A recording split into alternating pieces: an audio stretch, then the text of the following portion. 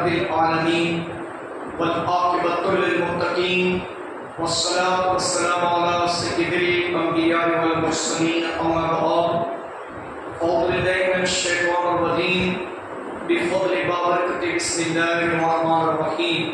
میرے پیارے آقا صلی اللہ تعالیٰ علیہ وآلہ وسلم کے پیارے دیوان، یہ مہینہ ربیع الآخر کا مہینہ، ربیع الاول کا مہینہ جسے ربیع النور شریف بھی کہتے ہیں، یہ آخری جمعہ ہے.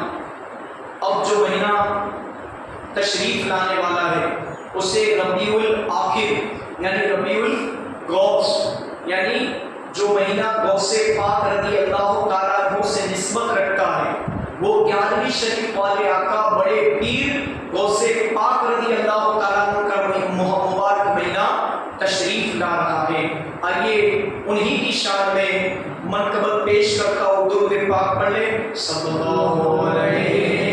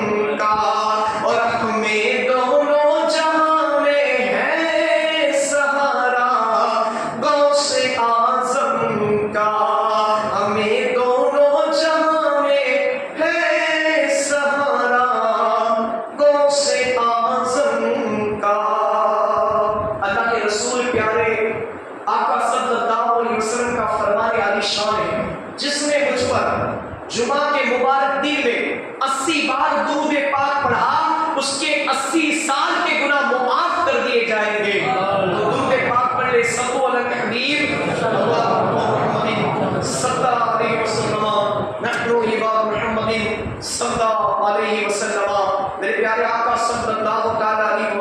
वसल्लम के प्यारे दीवार, आज इस महीने की आखिरी जुमा है और आने वाला महीना गौस पाक से निस्बत रखता है और इस महीने को रबीउल आखिर भी कहते, रबीउल गौस भी कहते और रबीउल 11वीं वाले आका का महीना भी कहते। रबीउल आखिर इस्लामी बरसनो चौथो महीनो छे। आ महीनामां महबूब सुबहानी, गौस समदानी, हजरत पीराने पीर शेख अबू मोहम्मद मोहिउद्दीन अब्दुल कादिर जीलानी रहमतुल्लाह ताला अलैहि विसाल थयो। આપણે સુન્ની ભાઈઓ આ મહિનાને ગૌસ પાકની 11મી શરીફનો મહિનો કહીએ છીએ। આ મહિનામાં દરેક સુન્ની મોમિન તેની શક્તિ મુજબ ગૌસે પાકની નિયાઝ બનાવીને બચ્ચાઓને, કુટુંબ, કબીલા તથા સગા વહાલાઓને તેમજ ગરીબ મિસ્કીનોને ખવડાવે છે।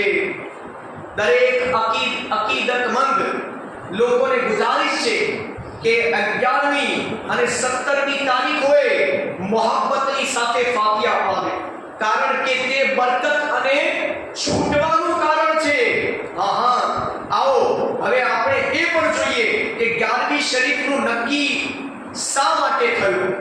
ઇસ્લામી હુકુમતમાં મું ચાંદ 19માં પગાર થતો હતો। જ્યારે ઇસ્લામી હુકુમતો હતી ને ત્યારે મુસલમાન ચાંદ પ્રમાણે 19માં ચાંદે પગાર થતો હતો। પગારદારોનો ખ્યાલ એવો હતો કે અમારા પગારનો પ્રથમ ભાગ, પહેલો હિસ્સો હુઝુર ગૌસે પાકના ફાતિહામાં ખર્ચ કરવો, માટે સાંજે ઘરે આવતા ત્યારે થોડી નિયાઝ લઈને આવતા અને ફાતિહા પઢતા। રાત 11મી થતી હતી, ત્યાર પછી એવું થયું કે મુસલમાનોમાં આ ફાતિહાનું નામ 11મી શરીફ થઈ ગયું। આ તારીખ બતાવું છું। ઘણા બુઝુર્ગોનો એક ક્રમ હતો કે 11મીના દિવસે અમુક નક્કી કરેલ રકમની નિયાઝ લઈ ફાતિહા દેતા હતા। એની બરકત ઘરમાં થાય છે। 11મી શરીફ મદની તાજદાર અંબિયા સલ્લલ્લાહુ અલૈહિ વસલ્લમે આપેલી ભેટ છે, એટલા માટે આખી દુનિયામાં ફેલાયેલી છે અને જ્યાં સુધી દુનિયા રહેશે ત્યાં સુધી અમે સુન્નીઓ 11મી શરીફ મનાવતા રહીશું ઇન્શાઅલ્લાહ। હવે આ મહિનાનો ચાંદ જોવાની ઘણી બરકતો અને ઘણી ફઝીલતો છે કે જે આ માસનો ચાંદ જોઈને સૂરે ઝિલજાલ ઇઝા ઝુલજિલતિલ અર્દ ઝિલજાલહા આ સૂરત પડે અને બકરાને જોવે, એની બરકત, એની ફઝીલત આગળ સાંભળો। કિતાબોમાં શું લખી છે મારા પ્યારા ઇસ્લામી ભાઈઓ। આ મહિનો જો કે इस्लामी साल નો चौथा महीना है। હવે સાંભળો, इस्लामी साल का ये चौथा महीना। इस महीने में महबूब सुबहानी गौस समदानी हजरत पीर मीरा शेख अबू मोहम्मद मोहिउद्दीन अब्दुल कादिर जिलानी रज़ी अल्लाह ताला अन्हु का विसाल हुआ, जो कि हमने सुना था। हम सुन्नी इस महीने को गौस पाक की 11वीं का महीना कहते हैं। इस महीने में हर सुन्नी अपने ताकत के मुताबिक नियाज पकाकर रिश्तेदारों, पड़ोसियों, फकीरों और मिस्किनों को खिलाता। हमें भी ये काम करना चाहिए। हर अकीदतमंद हजरात से अर्ज है कि 11वीं और 17वीं तारीख को मोहब्बत और अकीदत से आपकी फातिहा शरीफ करें, क्योंकि ये बरकत और नजात का वसीला है। आओ ये भी देखें कि 11वीं शरीफ मुकर्रर किस वजह से हुई। अब इसमें अलग तारीख लिखी है, उसमें अलग लिखी। इस्लामिया हुकूमत में 10वें चांद तनख्वाह होती थी અને ગુજરાતીમાં જે કિતાબો લખી છે એના અંદર 19મો ચાંદ બતાવવામાં આવ્યો છે। मुलाजिमों का ख्याल ये था कि हमारे पगार का पहला हिस्सा हुजूर गौस पाक की फातिहा पर खर्च करें। હવે આપણે આ વાક્યો બયાન કરવાનો એક જ મકસદ છે કે હવે આપણે વિચારવાનું છે કે આપણી મહિનાની આવક કેટલી છે। એ મહિનાની આવકની અંદર કસમ ખુદાની તમે ગૌસ પાકની નિયાઝની રકમ કાઢો, અલ્લાહ તમને આવતા વર્ષ સુધી બરકત જ બરકત આપશે। અને જેણે આચમાયેલો અમલ છે એને તો ખબર જ છે કે કેટલી બરકતો છે। તો શું કહ્યું, लिहाजा शाम को घर आते ये सारे लोग कुछ सीरी यानी मिठाई वगैरह लेकर आके फातिहा देते। रात 11वीं यानी दिवस 10वां ने रात 11वीं हुई। ये रिवाज ऐसा हुआ मुसलमानों में इस फातिहा नाम की बरकत से कि 11वीं शरीफ हो गया।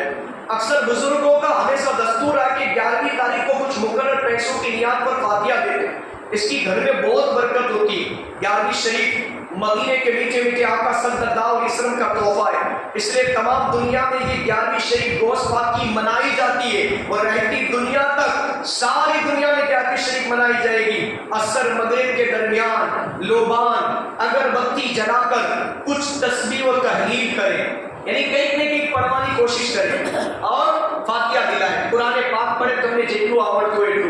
اللہ تعالیٰ 11ویں کے صدقے میں ہمیں پاک صاف اور اچھے ماحول میں رہنے کی توفیق رفیق عطا کرے۔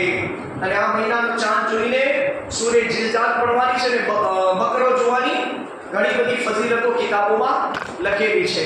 آؤ جناب پیر پیرا میرا شیخ عبدالقادر جیلانی رضی اللہ تعالیٰ عنہ آپ مبارک مہینوں گھنیج برکتوں واڑو مہینوں چھے، انہا مہینہ میں اندر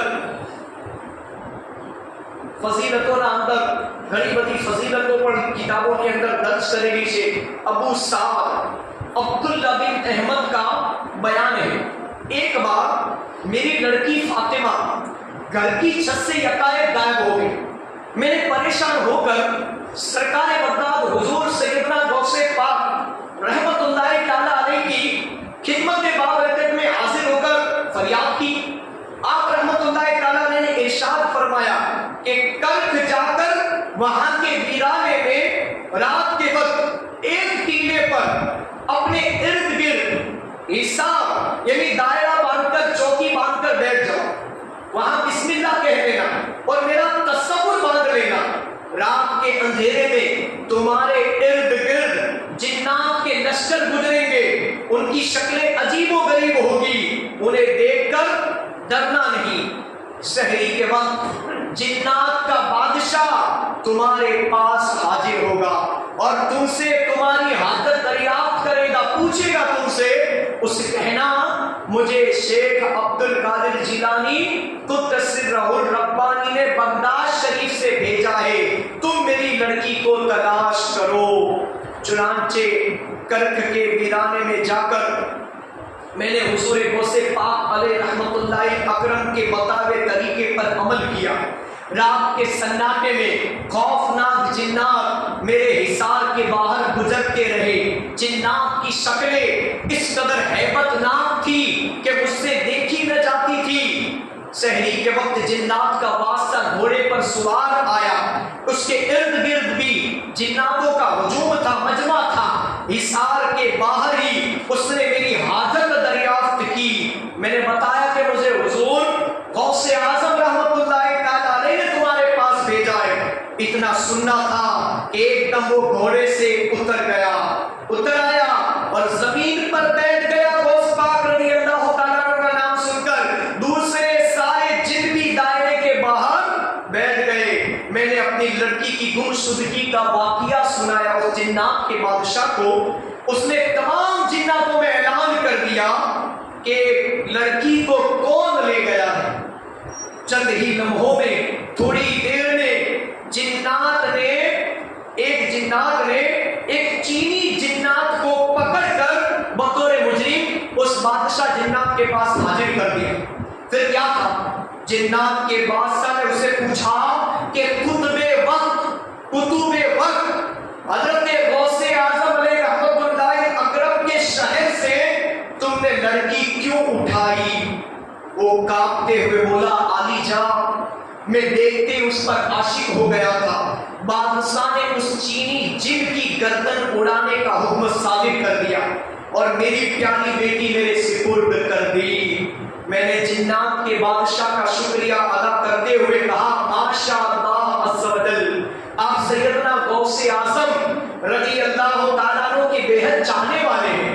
اس پر وہ بولا بے شک جب حضور غوث اعظم علیہ رحمت اللہ اکرم ہماری طرف نظر فرماتے، صرف نظر، تو جنات تھر تھر کانپنے لگتے ہیں۔ جب اللہ تبارک و تعالی کسی کتب وقت کا تعین کرتا ہے، کسی کتب وقت کو دنیا میں مقرر کرتا ہے، فرماتا ہے، تو جنات اور انسان اس کے تابع کر دیے جاتے ہیں، تھر تھراتے ہیں۔